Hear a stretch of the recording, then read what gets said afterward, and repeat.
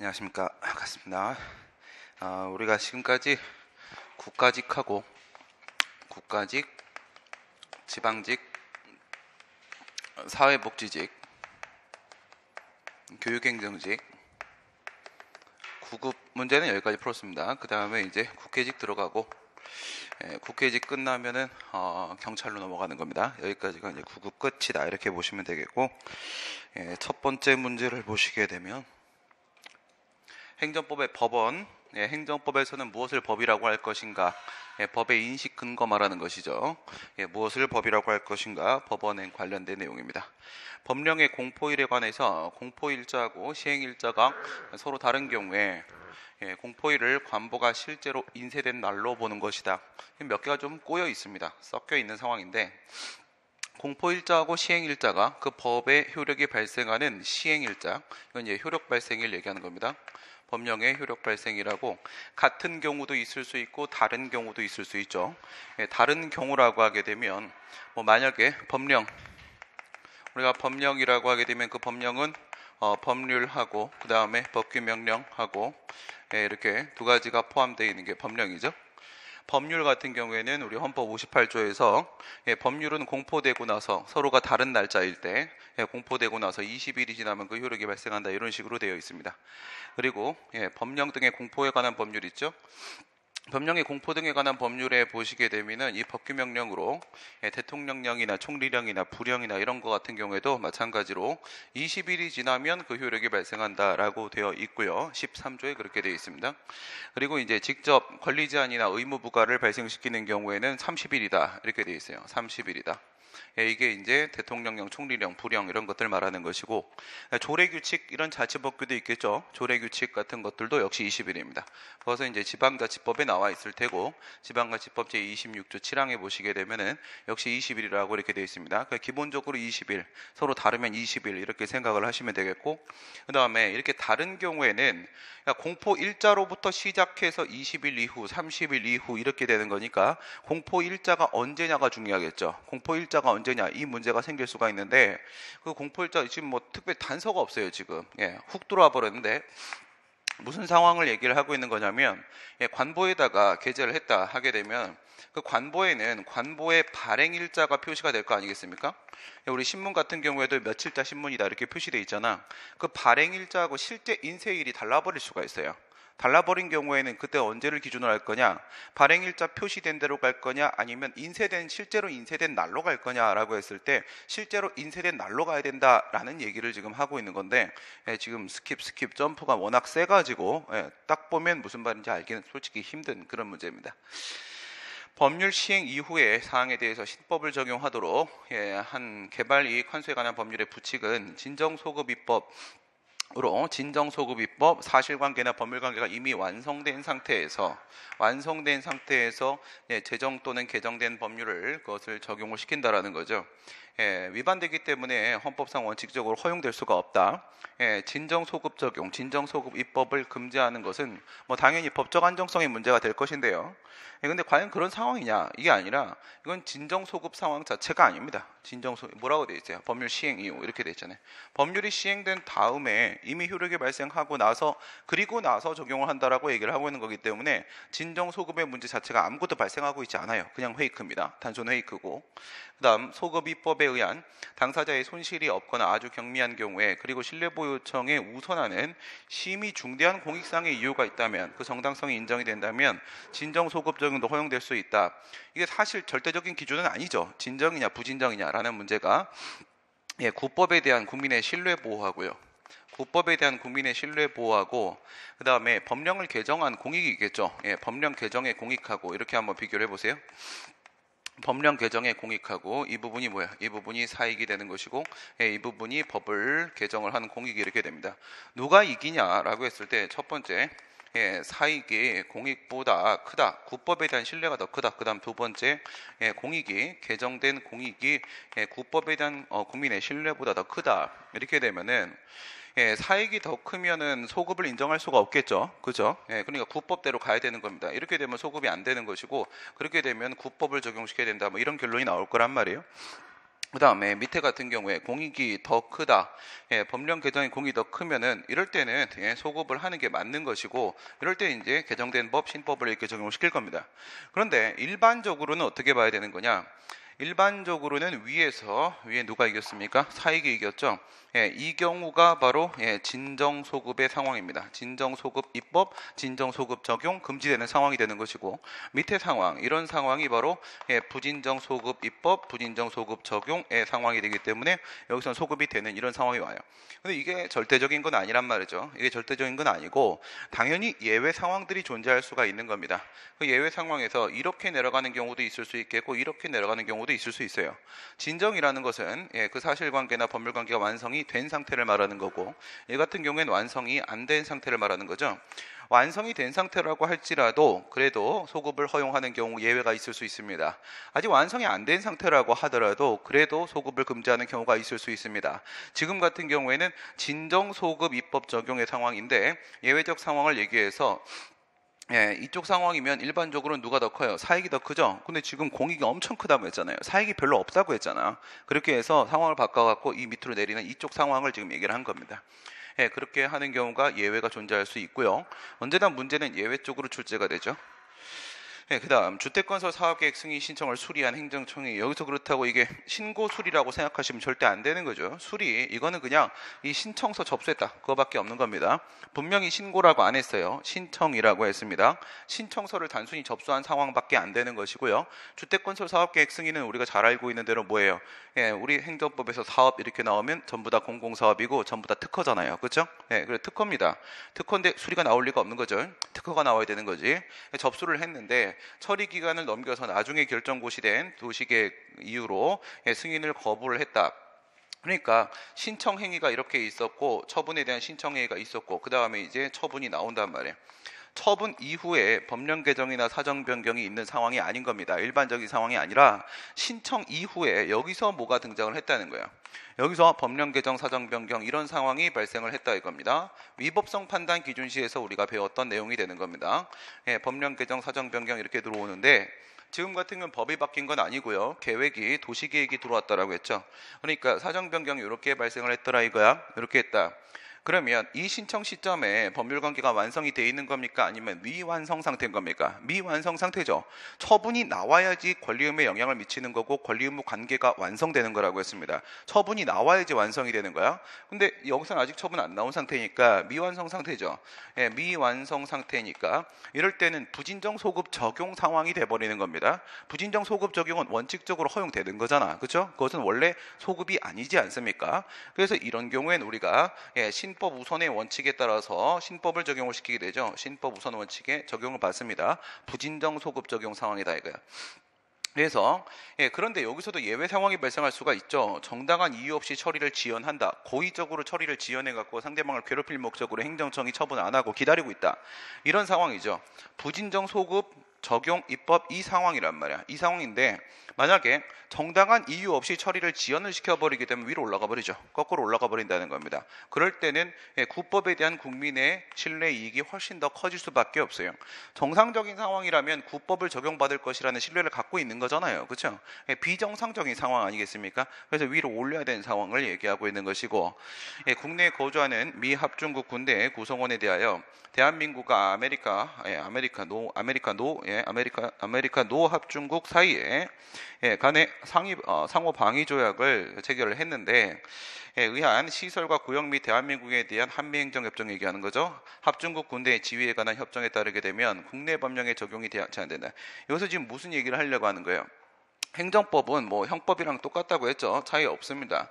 우리 행정법 같은 경우에 있어서도 누구한테 법을 적용시킬 것인가 보게 되면은 속지주의를 적용시킵니까? 속인주의를 적용시킵니까? 원칙적으로 속지주의라고 하게 되면 영토가 기준이 되는 것이고 속인주의라고 하게 되면 국적이 기준이 되는 것인데 영토를 기준으로 하는 속지주의가 원칙이죠. 그렇죠? 속지주의가 원칙입니다. 그러면 외국인이라고 할지라도 우리나라 안에 있으면 우리나라 법에 적용을 받아야 되는 겁니다. 그런데 예외를 인정을 해버린 거죠. 상당히 불평등한 협정입니다.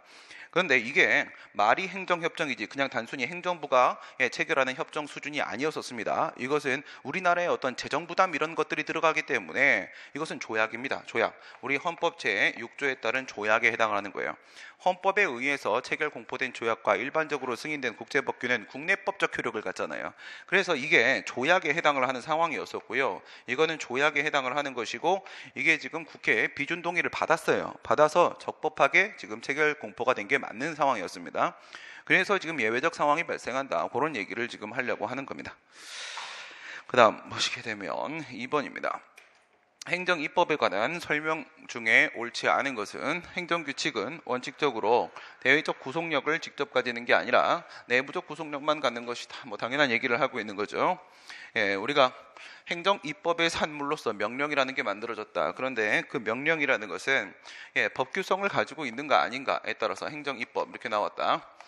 형식적 의미의 행정, 실질적 의미의 입법, 행정입법, 그에 따른 산물 우리가 국가기관이라고 하게 되면 명령이라고 하게 되고 그 명령이 법으로서의 성격, 법규성을 가지게 되면 이게 바로 뭐야? 이게 대외적 구속력, 외부적 구속력 말하는 거죠.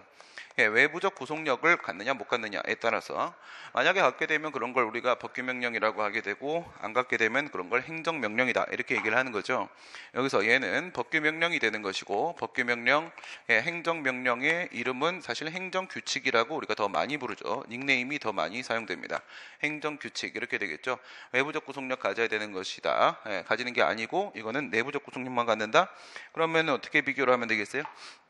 법규명령하고 이렇게 비교하면 얘는요 내부 구속력하고 외부 구속력하고 이렇게 비교하게 되면 이거는 여기도 인정되고 여기도 인정되는 거고 얘는 이것만 인정되고 얘는 인정되지 않는다 이 얘기한 거고 고시가 상위 법령의 수건에 의해서 법령을 보충할 사항을 정하는 경우에는 상위 법령을 지금 보충한다고 했습니다. 그러면 이 내용은 권리 의무에 대한 내용이라고 우선은 봐야 되는 겁니다. 법규적 사항이어야 된다.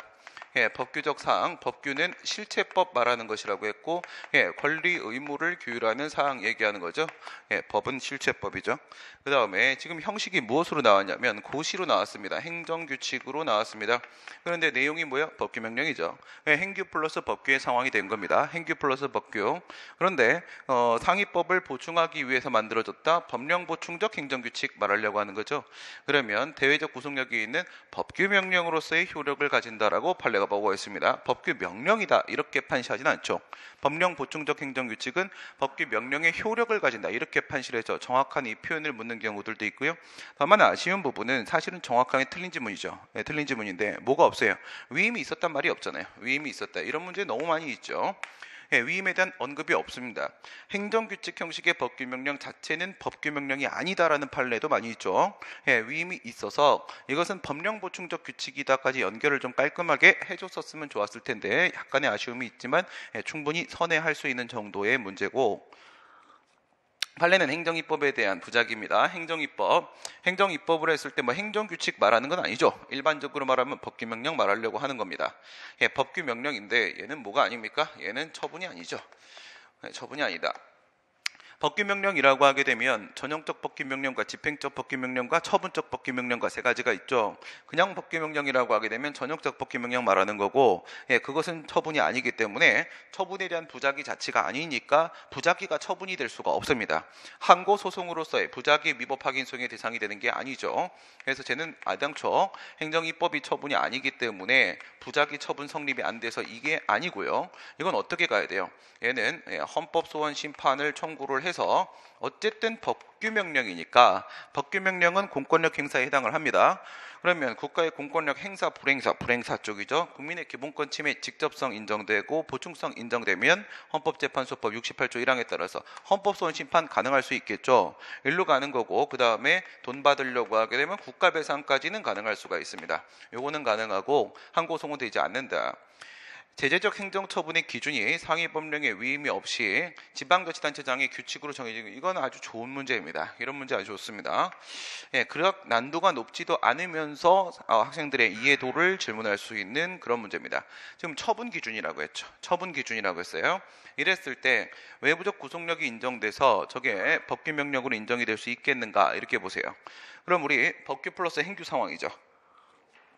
법규명령 형식의 행정규칙이죠. 형식이 지금 이런 식으로 지방자치단체장의 규칙이 이렇게 나왔다면 그거를 여기는 견해 대립이 있는데 그렇게 보지 마시고요. 그냥 이렇게 한번 접근해 볼까? 깔끔한 접근 들어갑니다. 판례 스타일로 가게 되면 판례는 이거 두 개를 묶고 돌아다닙니다. 우리가 알고 있는 총리령 부령으로서 시행규칙이라는 친구 있죠. 그 다음에 자치법규로서 자치규칙, 지방자치단체장이 만든다거나 아니면 교육감이 만드는 교육규칙, 자치규칙 이렇게 있겠죠. 이 두 친구들을 판례는 묶어 돌아다닙니다. 묶어서 같이 돌아요. 그냥 뒤에가 규칙이구나 이렇게 생각하세요. 얘하고 비교되는 친구는 누구야? 얘하고 비교되는 친구는 시행령. 밑에 얘하고 비교되는 친구는 얘는 조례, 자치조례 이렇게 되잖아. 근데 여기서 규칙이라는 표현 같이 쓰고 있는 친구 그냥 이렇게 기억해 놓으세요. 이렇게 기억해 놓으시면 판례는 요 두 친구를 거의 같이 끌고 돌아다니면서 이렇게 말을 합니다. 형식은 이렇게 되어 있는데 실질 그 내용은 뭐냐 이거예요. 만약에 내용이 법규적 사항, 법규명령의 내용이라면 권리 의무에 대한 내용이라면 그 다음에 처분기준, 행정규칙에 관한 내용이라면 그럼 우리가 알고 있는 걸로는요 판례에서 자주 나오는 건 인가기준 이런 거 나오죠. 그 다음에 여기 같은 경우에 저기에 있는 거 처분기준, 재량준칙 이런 거가 이렇게 나올 거 아니겠습니까? 그래서 인가기준, 처분기준 이런 거 나오게 되면은 얘는 대외적 구속력을 가지는 법규명령이 맞다 이렇게 보고요. 판례가 얘 같은 경우에 법규명령이 아니고 행정규칙이다 이런 식으로 보게 됩니다.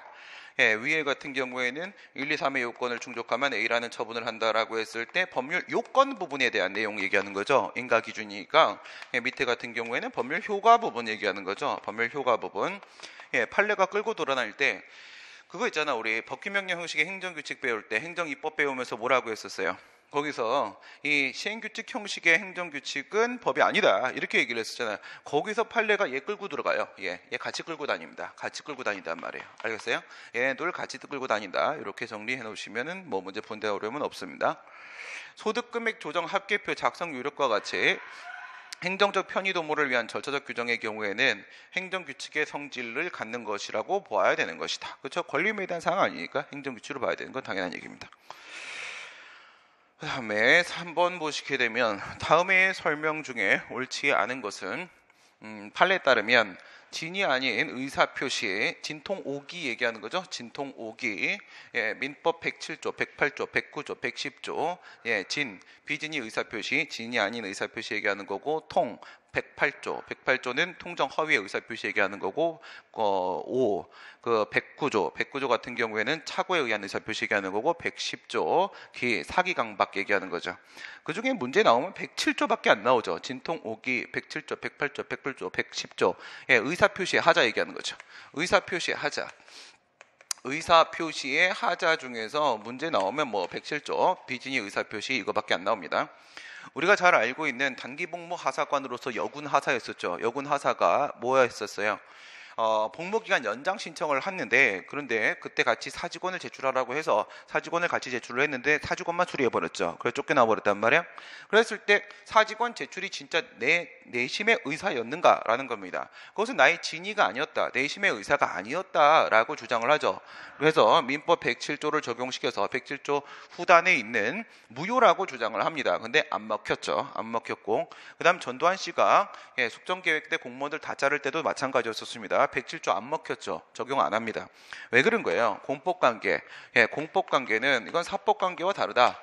공법관계는 그 격식화와 정형화를 특색으로 하게 되는 것이고 따라서 진짜 내심의 의사가 무엇인지를 일일이 하나씩 다 알 수는 없다는 겁니다. 그래서 뭐에 따라 가자는 겁니까? 표시주의 원칙에 따라 가자 이거죠. 의사 표시한 대로 네가 사직원 제출했으면 그럼 사직의 의사가 있는 거지 뭐겠냐, 그렇죠? 사직의 의사 표시를 한 것으로 봐버리겠다. 표시주의 원칙에 따라서 처리하겠다라고 보는 거고 적법한 신청이 있는 경우에 상당한 기간 내에 행정처는 그에 대해서 응답을 해야 되는 것이다 라고 했는데 너무 당연한 얘기처럼 보여지지만 결코 그렇지 않습니다. 이거 상당히 좋은 문제입니다. 적법한 신청이라고 했죠. 적법한 신청은 사인의 공법행위 얘기하는 겁니다. 사인의 공법행위로서의 신청 비교 한번 해보시고요. 비교하시면 자기완결적 신고라는 친구 있죠. 자기완결적 신고. 이거 하나씩 비교했었죠. 그 다음에 이제 수리를 요하는 신고가 이렇게 있단 말이에요. 수리를 요하는 신고. 그 다음에 허가 등에 대한 신청. 허가 등, 뭐 특허도 다 포함시켜도 되고요. 허가 등에 대한 신청 이렇게 들어가 보시게 되면 그 요건입니다. 요건이 기재사항 구비서류, 자기완결적 신고에서 주로 얘기되는 그 형식적 요건. 형식적 요건. 그 다음에 절차적 요건이라는 게 있죠. 절차적 요건, 신청이나 신고의 절차적 요건. 그 다음에 내용적 요건, 실질적 요건, 뭐 실체적 요건, 뭐라고 해도 상관이 없겠고. 요건이 어디까지 포함되느냐? 자기완결적 신고는 이것만 있는 거죠? 이런 건 없는 거잖아요. 그렇죠? 수리를 요한 신고는요. 얘도 있고 얘도 있고 얘도 있고 다 충족이 돼야만 비로소 적법한 신고라고 인정을 받을 수가 있게 되는 거고, 신청 같은 경우 얘하고 얘는 있는데 얘는 없단 말이에요. 이거는 허가 등의 요건이에요. 이쪽은 좀 다릅니다. 신고제가 아니기 때문에 이건 허가 등의 요건이지. 이렇게 된단 말이야. 이렇게 되면은 얘 같은 경우에는 이것만 충족되면 적법한 신고고, 이렇게 되면 적법한 신고고, 이렇게 되면 적법한 신고다라는 얘기야. 그러면 여기에는 이 절차적 요건 얘는 뭡니까? 이게 응답 신청권이잖아요. 응답 신청권 얘기됩니다. 응답 신청권. 기재사항 구비서류에 대한 문제고, 이거는 실제 법의 내용 부분을 얘기하게 되는 것이고, 여기에 응답 신청권이 있다. 적법한 신청이라고 했으니까 신청, 절차적 권리, 절차적 요건으로 신청권 인정된다는 얘기잖아요. 그러면 응답 신청권이 있으면 국가 쪽에 응답 의무가 있는 건 당연한 거잖아. 그렇죠? 응답 의무 있다, 그 얘기한 겁니다. 적법한 신청의 의미가 뭔지 알고 있느냐 질문을 한 거고, 영업허가자의 변경 신고, 수리와 같이 신고의 수리로 구체적인 법적 효과가 발생하는 경우에는 이를 수리를 요한 신고라고 봐야 되는 것이다. 뭐 그렇게 나오면 뭐 당연한 얘기긴 한데, 여기서는요, 영업허가자의 변경 신고, 이게 뭔지만 생각을 해보세요. 영업허가자의 변경 신고가 뭡니까? 우리가 알고 있는 바 바로 그 지위승계 신고예요. 영업자 지위승계 신고. 지위승계 신고, 식품위생법 39조 1항 3항의 문제로 많이 나왔었죠. 이건 뭐였습니까? 저 신고의 요건 안에 이게 들어가 있잖아요. 이게 실질적 요건이 들어가면 수리를 요한 신고고, 실질적 요건이 없으면 자기완결적 신고가 되는 거 아니겠습니까? 여기에서 유효한 양도계약 체결이 있어야 된다. 유효한 양도계약 체결, 이거는 기재사항 구비서류의 문제가 아니죠. 행정절차법 48조 2항에 있는 40조 2항에 있는 그 형식적 요건이 아니지 않습니까? 실질적 요건에 포함이 되는 것이고, 지위승계 신고는 수리를 요한 신고입니다. 그리고 외부 변수에 의해서 수리를 요한 신고가 된 게 아니라 원래부터 수리를 요한 신고였던 것이기 때문에 39조 1항에 있는 영업자의 변경이라는 법적 효과는 법에 정해져 있는 그대로의 법적 효과가 발생하는 것이니까 저 수리는 뭐였습니까? 준법률행위적 행정에서 수리였었다, 이거죠. 수리를 요하는 신고는 수리하지 아니한 경우에 그 신고에 따른 법적 효과가 발생하지 않죠. 수리를 요한다고 했잖아. 이름 자체가. 이때 신고의 대상이 되는 행위를 할 경우에 행정벌의 대상이 된다. 그러면 신고의 효과가 발생을 안 했죠. 신고 효과가 발생을 안 했습니다. 수리를 요하는 신고는 반드시 금지 해제적 신고죠. 금지 해제적 신고. 금지 해제가 아직 안 됐다는 거예요. 신고 효과로서 금지 해제가 아직 안 됐는데도 불구하고 영업행위 등을 해버렸다라고 하게 되면 이건 뭐가 되는 거야? 무신고 행위가 되는 거죠. 무신고 행위. 불법 영업행위가 되는 겁니다. 불법 영업행위. 무신고 행위가 된 거니까 당연히 벌칙 조항이 있다는 전제 하에서 벌칙 조항 적용시킬 수 있는 것은 물론이겠죠. 행정벌 대상될 수 있습니다. 자기완결적 신고의 경우에 신고필증의 교부는 신고필증 교부 그러면 여기다 소독약을 뿌릴 때도 있는데, 그냥 신고필증 교부 그러면 우선은 수리다, 이렇게 생각을 해놓으세요. 우선은 수리다. 법적 효과를 발생시키는 것으로서 이에 대한 거부는 항고 소용의 대상이 된다. 자기완결적 신고는 수리가 처분이 아니죠. 수리가 처분이 아니고 그에 대한 거부는 항고의 대상이 될 수도 있고 안 될 수도 있죠. 옳지 않은 것은 대상이 된다, 될 수도 있는데 무조건 된다 그러면 틀린 거죠. 이분은 3분법 조건을 제대로 들어가시는 분이네. 그래서 자기완결적 신고 같은 경우에 이게 건축신고나 착공신고나 뭐 출생신고나 이런 경우라고 하게 되면은 장래 위험 방지 필요에 따라서 그 수리 거부의 처분성을 인정시키기도 했죠. 근데 반드시 그렇지는 않다는 거야. 근데 좀 조심해야 될 게 반드시 그렇다가 또 맞는 지문으로 나온 적도 있어요. 맞는 질문 그냥 거기서 이렇게 나왔어. 그거는 찍고 들어간 거지. 건축 신고에 대한 수리 거부는 항고소송의 대상이다 이렇게 했단 말이야. 그건 맞는 질문으로 가는 거야. 그건 뭐야? 판례가 건축 신고에 대한 수리 거부가 처분이 될 수 있다라고 한 적이 있으니까 그 부분은 그냥 아예 맞다 이렇게 처리를 해서 출제가 된 적들이 여러 번 있었습니다. 자기완결적 신고라고 하게 되면 오직 건축 신고, 착공 신고만 있는 게 있는 거 아니니까 뭐 다른 경우의 수도 있을 수 있다라는 전제를 좀 포함을 시키시면 되겠죠. 뭐. 네, 그다음 4번입니다. 부작위 위법 확인 소송에 관한 설명 중에 옳지 않은 것은 국가보훈처장 발행 서적의 독립투쟁에 관한 내용의 시정에 관해서 관보의 그 뜻을 표명해야 될 의무 확인을 구하는 청구는 항고소의 대상이 된다. 저 문제가 의무 이행 소송으로 출제된 적도 있고요. 그 다음 이거는 자기 의무 확인 소송 얘기하는 겁니다. 자기 의무 확인 소송. 무슨 말이에요? 무명 항고 소송 얘기하려고 하는 거죠. 이 판례가 의무행 소송하고 이렇게 같이 판시가 돼가지고 그 부분에 대해서 이쪽으로 출제하기도 하고 저쪽으로 출제하기도 하고 이렇게 했단 말이에요. 지금은 이런 걸 해야 될 의무가 있다는 것을 확인해 달라. 자기 의무 확인 소송입니다. 자기 의무 확인 소송. 무명 항고 소송 같은 경우에는 수익적 처분에 대한 요구 소송이라고 하게 되면 적극적 형성 소송, 의무 이행 소송, 자기 의무 확인 소송 이렇게 형성 판결, 이행 판결 그리고 확인 판결을 구하는 것들 세 가지 종류가 있죠. 그다음 침익적 처분에 대한 방어 소송의 문제라고 하게 되면 거기에는 형성 판결 쪽은 없죠. 대신 뭐 해주는 건 없어요. 부작해 주는 건 없습니다. 예방적 금지 소송, 그다음 부작위 의무 확인 소송 이렇게 두 가지가 있죠. 무명 항고 소송 5가지는 전부 다 인정될 수 없습니다. 판례에 따르면 압수가 해제되었다라고 했어요. 압수가 해제됐다. 압수가 해제됐으면 당연히 돌려줘야 되는 거잖아요. 그렇죠? 이미 환부 의무가 부과되어 있는 상태입니다. 검사는 돌려줘야 되는 겁니다. 간주된 물건에 대해서 피해 압수자가 돌려주지 않아서 돌려달라고 환부 신청을 했는데 검사가 아무런 결정이나 통지를 하지 않았다 하더라도 그 같은 부작위는 부작위 여파의 대상이 되지 않는다. 그렇죠. 대상이 되지 않죠. 환부 결정 자체가 이미 처분이 아닙니다. 그렇죠. 환부 의무가 이미 부과된 것이기 때문에 환부 결정을 한다고 하더라도 그것은 관념의 통지에 불과하니까 처분에 대한 부작위라고 볼 수가 없습니다. 행정청에게 일정한 처분을 해야 될 법률상 의무가 있다. 부작위 위법 확인 소송 2조 1항 2호 얘기하는 거죠. 여기서의 법률상 의무는 바로 응답 의무를 말하는 거고 응답 신청권에 대응되는 거. 교수님들이 좋아하는 표현은 처분 의무죠. 판례는 응답 의무라는 말을 더 많이 하고 교수님들은 처분 의무라는 표현을 더 좋아하시고 이때 절차적 의무 얘기하는 거죠. 얘는 실체적 심리를 못하니까 절차적 심리만 하니까 이때 법률상 의무란 명문의 규정이 있는 경우에만 한다라고 했는데 명문의 규정이 있다.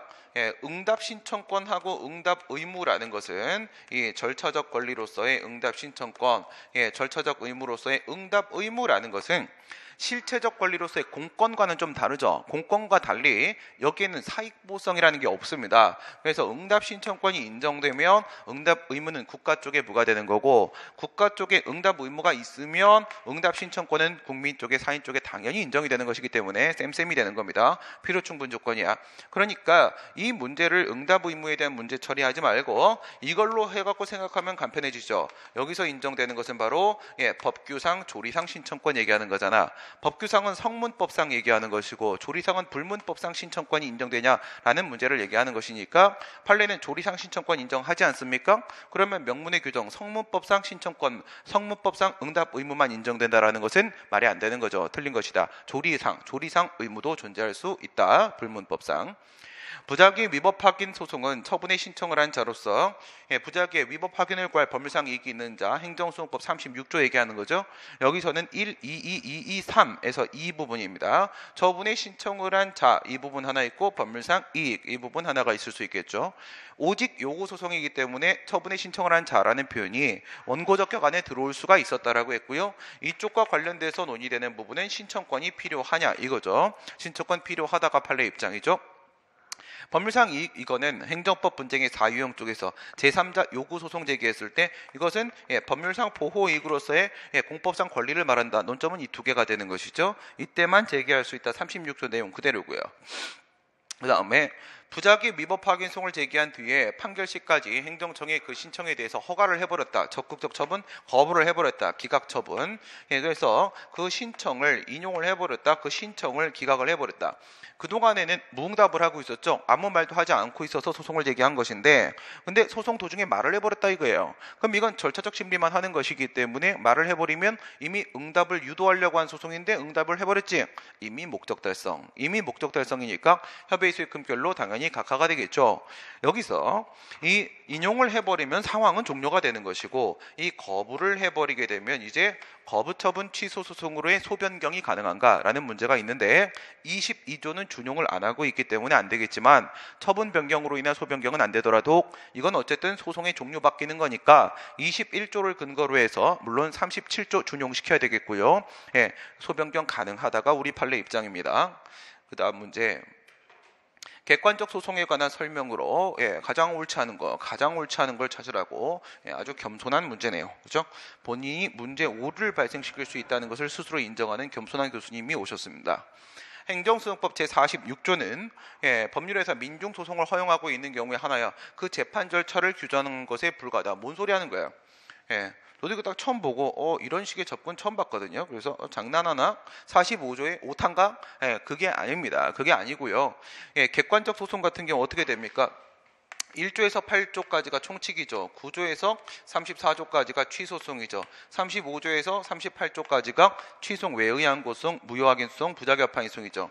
39조에서 44조까지가 당사자 소송이죠. 45조, 46조 두 개죠. 이게 바로 객관적 소송이죠. 이게 객관적 소송이고, 여기서 이제 두 개 나누게 되면 45조에는 민중소송, 기관소송, 법정주의, 이건 서비스 소송이잖아요. 우리가 서비스 주는 부분이니까 개별법에서 인정할 때만 허용되는 것이다가 있고, 그 다음에 46조 들어오게 되면 민중소송하고 기관소송하고 1항, 2항 나눈 다음에 항고소송하고 당사소송 앞에 있는 내용 중에 성질에 반하지 않는 이상 준용할 수 있다는 준용 규정이 들어온단 말이에요. 준용 규정이.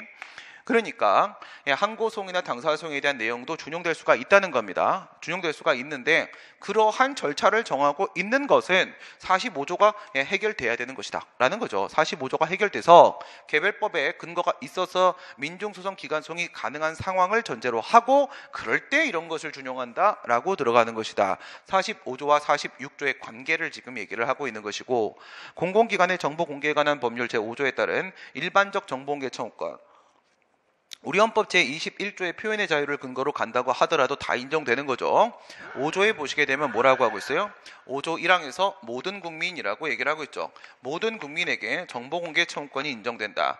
그런데 자기 이익과 직접적 관련이 없는 정보에 대한 공개 청구도 할 수가 있기 때문에 관련이 있는 정보에 대한 개별적 정보공개 청구권뿐만 아니라 자신의 이익과 관련이 없는 정보에 대한 일반적 정보공개 청구권까지 다 인정이 돼서, 그래서 그것을 법에 반영한 것이 모든 국민이라는 표현이 되는 것이고, 이건 그러면 민중소송, 객관소송이 아니겠는가라는 의심도 사실은 들 수도 있습니다. 들 수도 있는 부분인데 충분히 그런 생각할 수 있는데 그게 아니라고 판례가 지금 얘기를 하고 있는 거죠.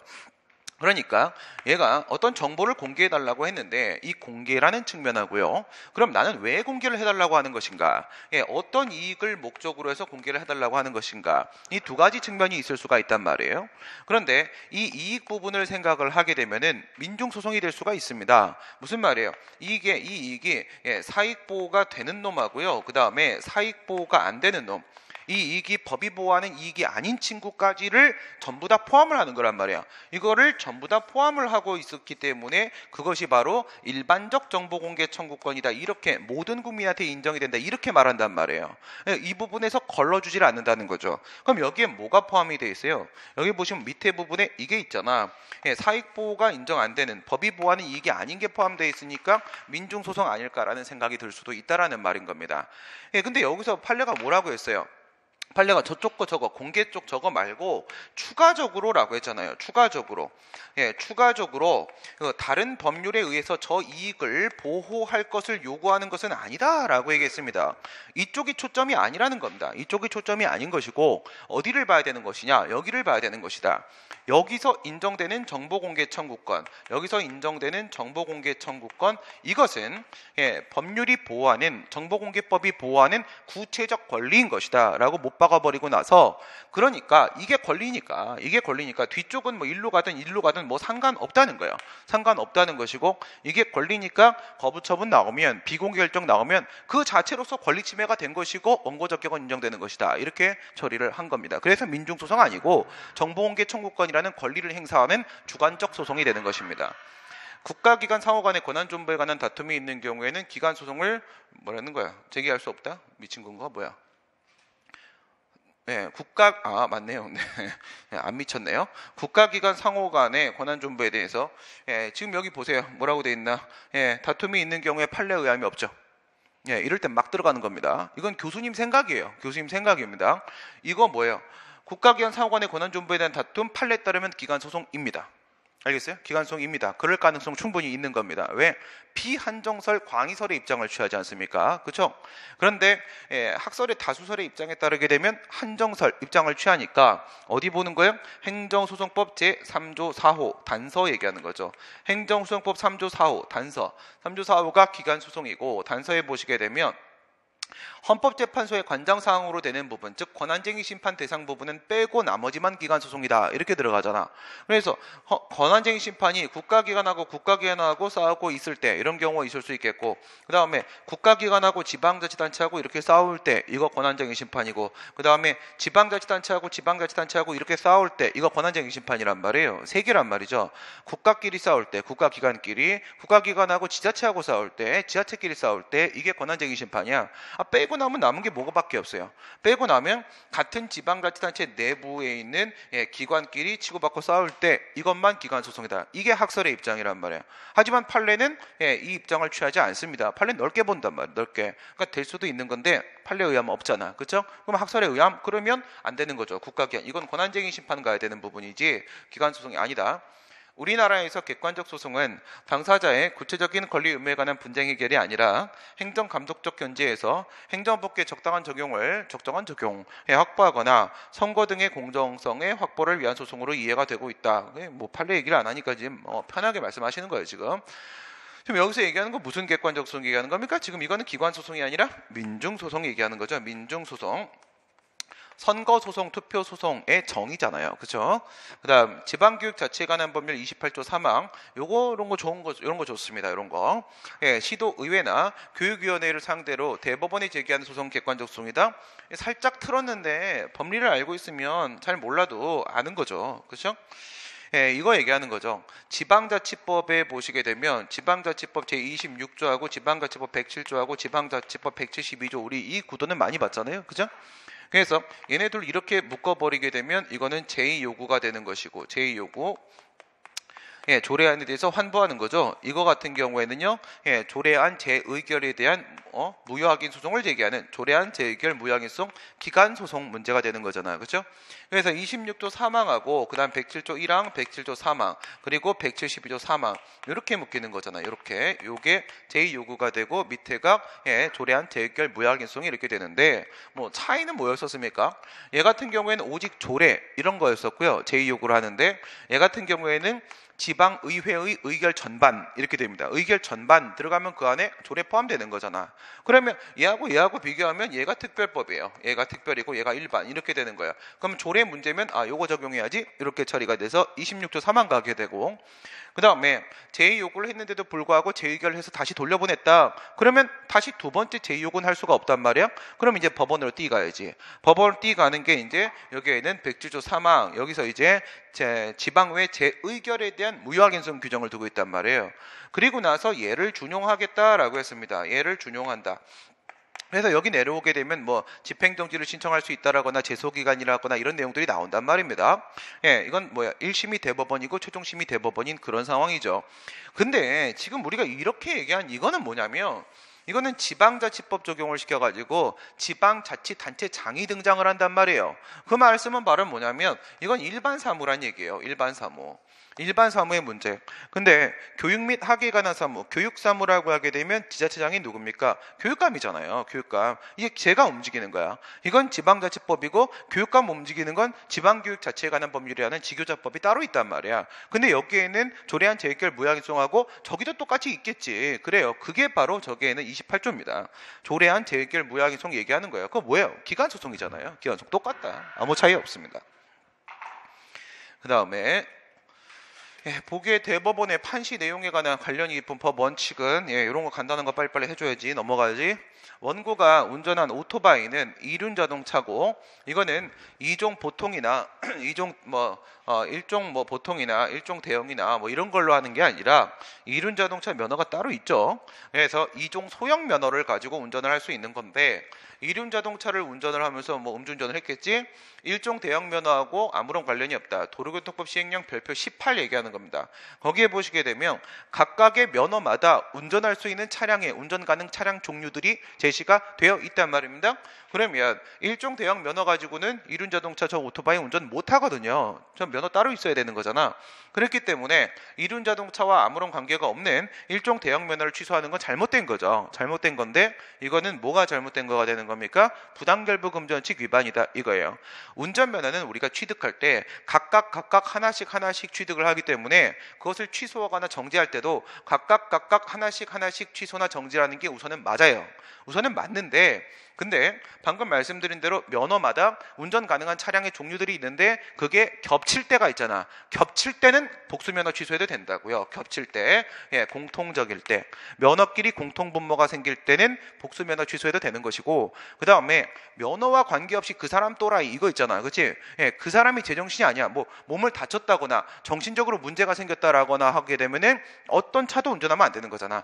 그럴 때 그 사람에 대한 문제일 때는 복수면허 취소가 가능할 수도 있는 겁니다. 원칙은 뭐라고요? 각각 취소, 각각 정지 이렇게 해야 되는 게 원칙이에요. 딸 때도 그렇게 따기 때문에. 하지만 예외적으로 복수면허를 취소할 수 있을 때도 있는데 그건 이 부당결부금지원칙 고려해서 주의해서 복수면허 취소를 해야 되는 부분이 되는 거고 7번 특허. 이런 거 좋아. 빨리빨리 지나가야지. 버스 운송사업 면허 뭐예요? 여객자동차 운수사업법 적용되는 여객자동차 운송사업 면허는 시내버스든 시외버스든 아니면 일반 택시든 개인 택시든 마을버스는 뭐든 다 상관없음. 특허죠. 사업이라고 했잖아. 사업. 공중 목욕탕 영업허가. 목욕탕 아무나 해도 되는 거잖아요. 그죠? 아무나 해도 되는 거니까 이건 가학상 허가 이렇게 되는 거고 보세구역의 설치 운영에 관한 특허. 이건 이름도 특허인데 실제로도 특허란 말이죠. 보세구역이 뭐예요? 우리 못 사는 거 보세. 그거랑 똑같은 거예요. 보세. 관세를 보류한다. 이거예요.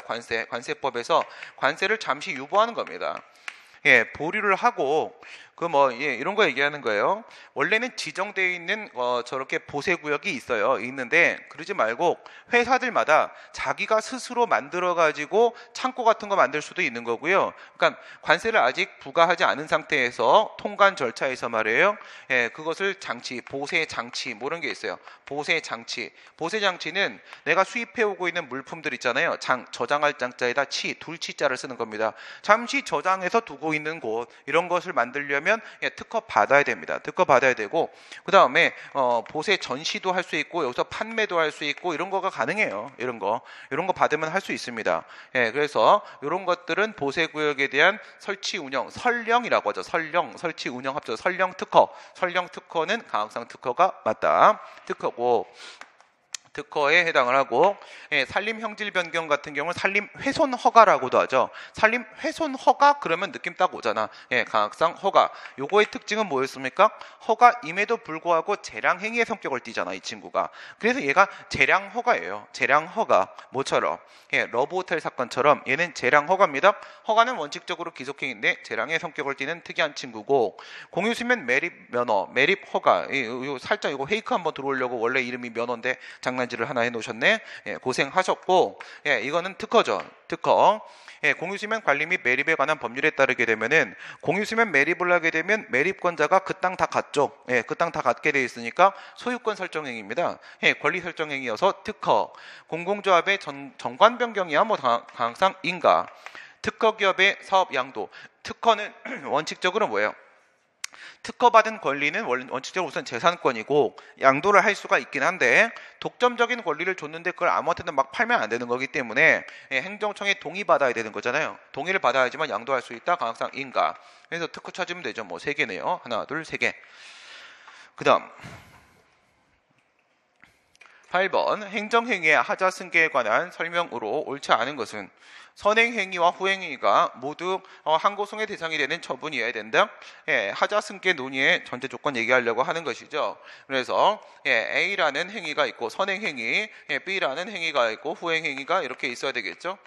선행행위가 하나가 있고 그 다음에 후행행위가 하나가 있고 서로는 연속해서 이루어져야 되는 것이고 연속해서 이루어져야 되는 상황이 전제가 되고 그 얘기는 앞에 거의 효력이 뒤에 거의 요건을 구성한다. 요거죠. 전제 깔아놓고 요 상황에서 1번 A도 선행행위도 처분이어야 되고 B 후행행위도 처분이어야 된다가 첫 번째 기본이고 그 다음 두 번째 이제는 처분이다.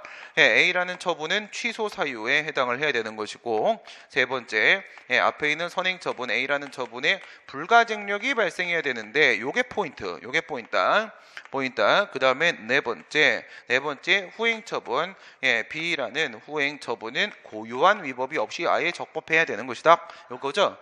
선행행위와 후행행위 모두 다 항고송의 대상이 되는 처분이어야 된다. 전제조건 얘기하고 있네요. 원칙적으로 선행행위와 후행행위가 독립해서 별개의 법적 효과를 목적으로 하는 경우에는 목표라는 표현은 적절하지 않고 이건 국어 능력의 부족. 그 다음 하자의 승계가 허용되지 않는다. 이거는 전통적 하자 승계론 판례 원칙적 입장이죠. 하자 승계론에 따른 얘기하신 거고 표준지 공시이가 결정은 수용 재결과 별개의 법률 효과를 목표로 하는 것이기 때문에 하자 승계가 인정되지 않는다. 별개라는 건 이거는 맞는 말인데 근데 판례는 뭐예요? 다툼이 있는 경우 판례의양 인정된다라고 얘기를 한 거죠. 개별 공시지가 결정과 양도소득세 부가처분 사건하고 표준지 공시지가 결정과 수용재결 사건이 똑같은 거였죠. 기결력 이론입니다. 기결력 이론. 앞에 있는 개별 공시지가와 표준지 공시지가 결정이 얘는 지금도 그러고 개별 공시지가는 그 전에는 그랬었는데 그 사람한테 알려주는 게 아니란 말이에요. 알려주는 게 아니니까 저건 뭡니까? 땅바닥에다가 하는 거니까 물적 행정으로서 일반 처분이죠. 고시나 공고의 방식으로 처분이 이루어지게 되고 그게 이루어졌는지 아무도 모르고 있는 상태고 90일은 금방 지나가 버릴 것이고 그렇죠? 그런데 나중에 그것 때문에 뭐가 결정되는 거야? 수용 재결 안에는 보상금의 내용이 보상금액이 포함되어 있지 않습니까? 보상금이 왜 이렇게 낮아? 그러고 보니까 공시지가가 너무 낮아. 말이 안 되게 낮아. 그랬을 때 이미 선행 처분이 잘못 나온 건데 다툴 수가 없고요. 그 공시지가를 기준으로 하면 저 수용 재결 자체에는 문제가 없고요. 뭘 적용시켰던 케이스입니까? 기결력 이론 적용시킨 케이스죠. 기결력 이론 규준 역설 적용시켜서 예외를 허용했던 판례였었습니다. 판례가 인정한 하자의 승계 예로는 독촉과 압류, 강제징수 처분 절차 얘기하는 거고 그 다음에 계고 처분과 대집행의 비용 납부 명령, 행정 대집행에 있는 처분 절차들 얘기하는 것이고요. 귀속재산에 대한 임대 처분과 매각 처분. 귀속재산 이건 뭐예요? 일제 강점기 때 일본 놈들이 가지고 있었던 재산들 있잖아요. 그거 다 당연히 우리나라로 귀속이 되잖아. 국가에 귀속된 것들을 뭐예요?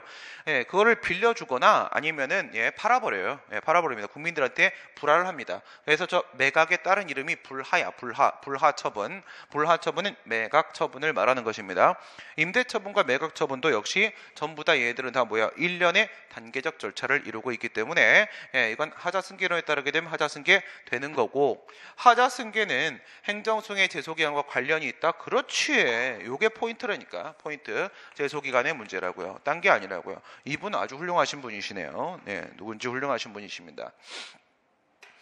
국가배상법 제2조 1항에 따른 국가배상의 요건에 대한 설명으로 옳은 것은 공무원의 직무행위로 인한 손해배상에 대한 문제죠. 공무원의 범위에는 판사는 포함되지 않는다. 공무원 누굽니까? 공무원 우선 기본적으로 협의의 공무원으로서 신분상 공무원 당연히 포함되겠죠.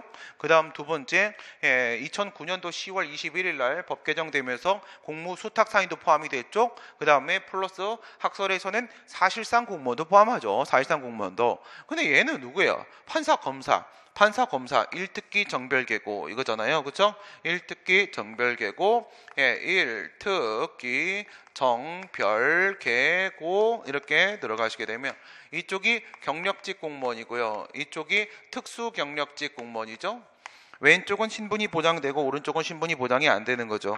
그리고 지금 같은 경우에는 기능직 공무원, 계약직 공무원, 고용직 공무원 사라졌고 남아있는 건 일반직 공무원, 특정직 공무원, 정무직 공무원, 별정직 공무원 얘만 남아있는 상태입니다. 근데 판사 검사는 특정직 공무원이에요. 특정직 공무원이니까 이건 아예 신분상 공무원입니다. 아예 신분상 공무원인데 뭐가 문제가 되겠습니까? 직무행위란 법률행위와 권력적 사실행위를 의미하는 것이며 비권력적 사실행위는 포함되지 않는다. 법률행위라는 표현 이거는 누구신가요? 네, 이거는 공부가 덜 되신 교수님이 말씀을 하신 것 같고요. 우선 직무행위 뭔지 한번 보세요. 직무행위 공무원의 직무행위라고 하게 되면 협의설, 광의설, 최광의설 이렇게 세 개가 있죠. 여기서 광의설이 통설 판례 입장이고 공법행위 전반을 말하는 것이었습니다. 여기서 잊지 말고 세 개 들어가라고 했죠. 권력행위냐 비권력행위냐, 법적행위냐 사실행위냐, 자기행위냐 부자기행위냐, 불문한다 이렇게 들어갔지. 그럼 뭐예요? 권력 비권력 법적 사실의 사실 묶어 비권력적 사실행위 포함되네요. 그렇죠? 전혀 문제 없고요. 공무원의 고의 또는 과실에 의한 불법행위가 성립이 돼야 된다.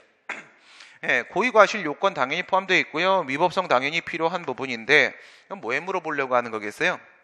고의과실 필요하냐? 그 얘기 물어보려고 하는 겁니다. 우리나라는 아직까지는 대위책임설의 입장을 취하고 있습니다. 대위책임설의 입장을 취하게 되면 어떻게 돼요? 그 책임은 전적으로 공무원의 책임이고 국가 등은 대신 책임을 지는 것뿐이며 우선 대신 책임을 진 다음에 공무원한테 100% 다 돌려받겠다 이거잖아요. 그러니까 공무원의 초점이 맞춰지는 게 대위책임설이 되는 것이고 그래서 주관적인 고의과실이 필요할 수밖에 없다. 주의무 위반 이 얘기 물어보고 싶으신 것 같고요. 위법성 판단의 기준인 법령은 성문법이다. 이거는 위법성 판단의 기준에 대한 얘기하는 건데요. 협의설, 광의설 이렇게 있죠. 협의설은 뭐라고 얘기하냐? 취소음과 똑같이 본다. 행정법의 법원에 위반되면 안 된다. 그리고 광의설은요. 행정법의 법원 말고도 뭐 신의성실, 권력남용, 공서양속, 인권존중 이런 것들도 포함된다. 그래서 이건 객관적 정당성의 결여다. 이렇게 말을 하지 않습니까? 근데 광의설이 통설 판례잖아요. 근데 이거 협의설 취해도요. 불문법 포함돼요. 협의설 취해도. 성문법만이다. 이거는 뭐 어느 설로 가도 다 틀린 얘기고요. 손해는 법률상 이익의 침해뿐만 아니라 반사적 이익 침해까지도 포함된다. 왜 이러실까? 판례잖아요. 판례는 사익보호성 지금 얘기하는 거잖아. 사익보호성. 특히나 위법한 부작위에 따른 손해배상에서 사익보호성 일관되게 요구해왔고 지금은 위법한 자기 부분에서도 사익보호성을 판례가 요구를 하고 있죠. 학설 반영했고요. 그렇게 들어갔는데 판례에 따르게 되면 상당 인과관계설이잖아요. 사익보호성을 인과관계 요건과 결부를 시키게 되죠. 학설의 다수설이 법적 손해설입니다. 제가 이 입장을 취하죠. 법적 손해설, 손해는 법률상 보호이익에 침해된 경우를 말하는 것이지 반사적 이익의 침해를 의미하는 것은 아니다. 이건 법적 손해설이고 학설의 다수설입니다. 박균성 교수의 견해이고요. 제 견해이고요. 이런 건데 판례는 아니거든요. 그런데 이거 맞는 걸로 맞구나. 옳은 건데 옳은 게 이게 틀린 거네요. 틀린 포함된다. 그러면 맞네. 판례네. 죄송합니다. 판례에 따르면 틀렸죠. 판례는 뭐야? 인과관계설, 상당 인과관계설 입장을 취하고 있죠. 그렇게 보면 또 훌륭하신 분이네. 이분 훌륭한 분으로 정리하겠습니다. 그 다음 지금까지 되게 안 훌륭한 분들을 너무 많이 봤기 때문에 이분은 훌륭한 분으로 필요적 행정심판 전치주의가 요구되는 상황이다. 이건 뭐 풀 거 없네요. 끝났네. 행정소송법 18조 1항 본문하고 단서 나누시고 그렇죠? 행정소송법 18조 1항 본문이 있죠. 그 다음에 단서 있죠. 단서 있고 그 다음에 2항하고 3항하고 이렇게 가는 거죠. 그래서 이 단서가 2항으로 내려지고 3항으로 내려지고 이렇게 가게 되는 것이고요. 본문에서는요. 임의주의가 원칙이죠. 심판 안 거치고 가도 상관없고요. 예외적으로 국공로 도사징발 감사합니다 하면은 필요주의 행정심판을 거쳐야만 소송을 제기할 수 있는 상황이 오는 것이고 그 다음에 이제 여기서 이제 예외 사유가 등장을 하고 예외 사유가 이제 등장을 이렇게 하게 되죠. 정리하면 그렇죠. 정리하면 행정심판의 청구가 필요한 것인가 그 다음 그 결론으로서 재결이 필요한 것인가 필요 없다 얘는 필요하다 이거는 청구는 하는데 재결은 안 가지고 와도 된다 얘는 청구도 다 필요가 없다 이렇게 들어간 건데 지금 뭐라고 했냐면 필요주의가 적용되는 상황이다. 그래 그런데 내려보겠다 직접 행정심판을 제기함이 없이 행정심판 청구가 없어도 되는 상황 쪽에 있는 것은 무엇이 되겠는가 지금 이거를 질문을 한 거죠. 이렇게 갔을 때 육회부정 기관변경 필요 이렇게 가는 거였잖아요. 여기서 이제 등장을 하는 게 육, 그 다음 해, 부, 정, 그 다음에 기관, 예, 변경, 필요 이렇게 가는 거죠. 예, 육해 공군은 부정부패가 너무 만연이 되어 있어서 그 기관을, 예, 군대는 그 기관을 전부 다 변경할 필요가 있죠. 예, 그렇게 했을 때 육해 부정 기관 변경 필요해서 60일 지나면 재결 필요 없다. 중대한 손해 발생하면 긴급하면, 중대한 손해 있으면 재결 필요 없다. 예, 행정심판의 의결이나 재결을 할 수가 없으면 불가 할 수가 없으면 재결 필요 없다. 그 다음 정당한 사유 있으면 재결 필요 없다 이거고, 그 다음 예, 기각 재결 받은 거 있으면 예, 행정심판 청구 필요 없다. 관련 처분에 대한 행정심판 있었으면 청구 필요 없다. 사실심 변론 종결 시 이후에 처분이 변경되었으면 그때는 청구 필요 없다. 필요 없다고 알리면 필요 없다 이거죠. 이렇게 했을 때 첫 번째, 법령의 규정에 의한 행정심판의 의결 재결을 하지 못한다. 할 수 없는 상황이다. 부 이거잖아요. 부 이게 1번입니다. 그 다음 동종사건에 대해서 기각재결 이게 2번이고요. 서로 내용상 관련되는 처분이나 같은 목적의 단계 처분에 대해서 심판이 이미 있었다. 이게 바로 관련 처분 3번이고요. 행정청이 사실심 변론정 후에 소송에 대하게 된 처분을 변경을 했다. 이게 4번이고요. 그 다음 처분을 행한 행정청이 심판을 거칠 필요 없다고 잘못 알렸다. 5번이고요. 그럼 2, 3, 4, 5 맞고 1번 틀렸네요. 이렇게 정리하도록 하겠습니다. 네, 오늘 여기까지 하겠습니다. 수고하셨습니다.